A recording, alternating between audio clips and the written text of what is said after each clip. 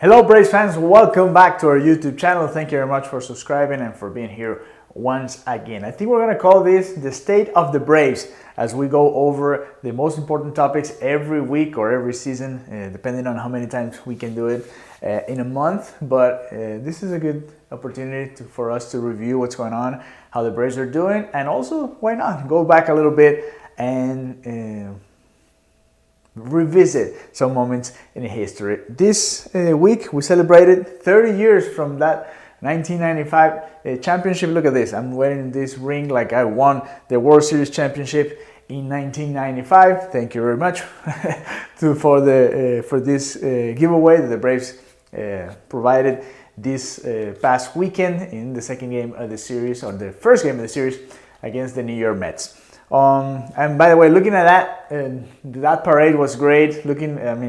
Seeing Bobby Cox once again was actually really nice. I had the opportunity to bump into him back in, I don't even know, 2017, I think.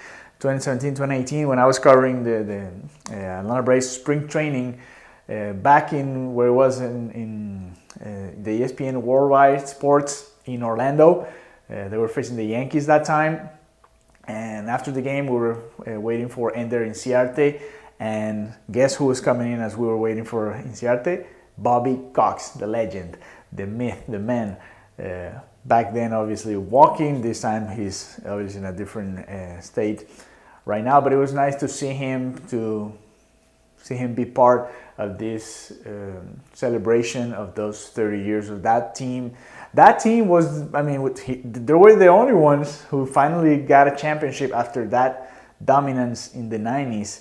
They lost a couple of World Series. They lost a lot of playoff series, National League Championship Series, Divisional Series. It was a good moment in time for the Braves, but it was also a moment in time in which I'm pretty sure that baseball fans ask themselves, how did those Braves not win more championships in that decade? It's baseball, and that's why we love these games so much. But it was really nice seeing, all the stars, obviously.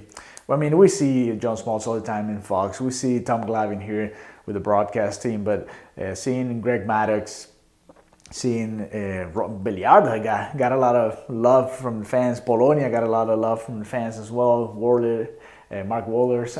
A lot of different stars that came up, and it was nice seeing back. Once again, seeing them here in Atlanta. Javi Lopez, I've seen him a couple of times this year in the stadium, but it was nice seeing him in the middle of this celebration. So very, very nice opportunity to be here, and I'm glad that I was part of that moment for the Braves. Now going back to that this past week, wow, how can we say this? It was a rough series against the White Sox, even though they won 2 out of 3. That was a team, especially with the momentum that the Braves were coming with after beating the Mets at Citi Field, after sweeping the Cleveland Guardians. This was the type of series that the Braves should have swept, and it just didn't happen. The White Sox won the first game. They were on their way to winning the second one, and the Braves came back. And that's one thing. The offense has come up. I was checking some of the numbers, some of the stats, and I ran into one that it was really telling to me. Expected wins versus expected losses, and the Braves are way closer in the expected wins to 500 than they actually are in reality. And I have that same feeling, and I've been talking to people about this. Yes, it has not been a good season, but it has been a season in which, there has to be, I promise after the season I will go back and revisit all this, but there has been at least 10 games in which the Braves either hit and the pitchers didn't do well that day, or the pitch really well and then the batters didn't produce that night. So those 10 games, 10 to 15 games, I'm pretty sure that's a number, those can change the reality of a team over a 162 game season.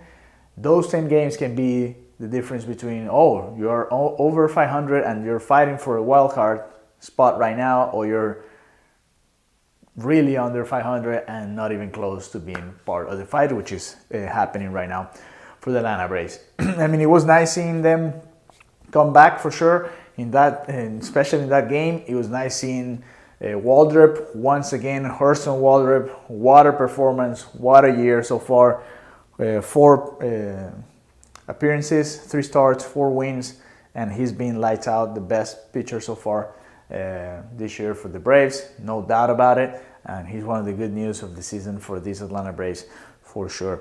After that, the series against the Mets, when you looked at the pitching matchups, we were like, okay, we are in trouble, especially how things have gone lately. They pushed Spencer Strider back a couple of days. He'll be starting the first game of the series against the Marlins. And it was tough. It was tough the first 2 days. The Mets hit the Braves pretty well, especially in the second game. The first game was kind of close until in the 7th, 8th inning, the Mets really just separating themselves. But the second game of the series was a tough showdown especially for Dylan Lee.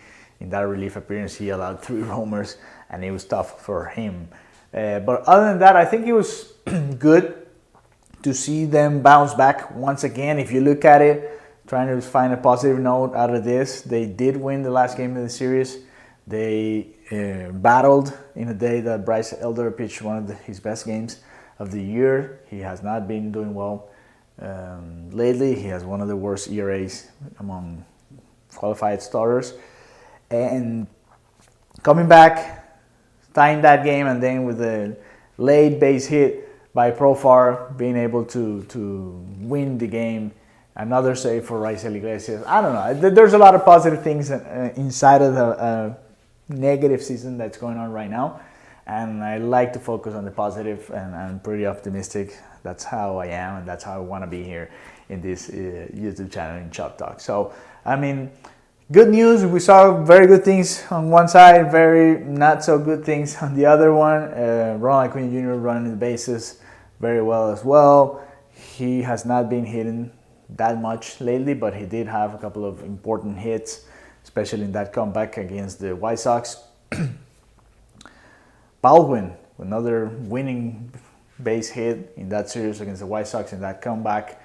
A very confident at bat with a 2-0 count after the Braves had bases loaded, no outs. The relief pitcher got 2 outs, and it was Drake Baldwin, a very tough spot. He came through with a 2 RBI base hit. So we're seeing good things. We're seeing positive things out of these situations the Braves are involved in so far this season, and that's kind of the reality of the team. Even in these bad seasons, you do see a lot of good things, and that, I mean, in my opinion, that's why this season has been about. Even though they were thought to be one of the competitors, at least for the wild card in the National League, like they did last year, with a lot of injuries as well. This year, the reality is it's hard to really think of them as a team that is going to be competing for the wild card. Chris Sale will be back on Saturday to face the Phillies. We have a couple of the guys coming back. Austin Riley will not. He got surgery. He'll be out until spring training next year.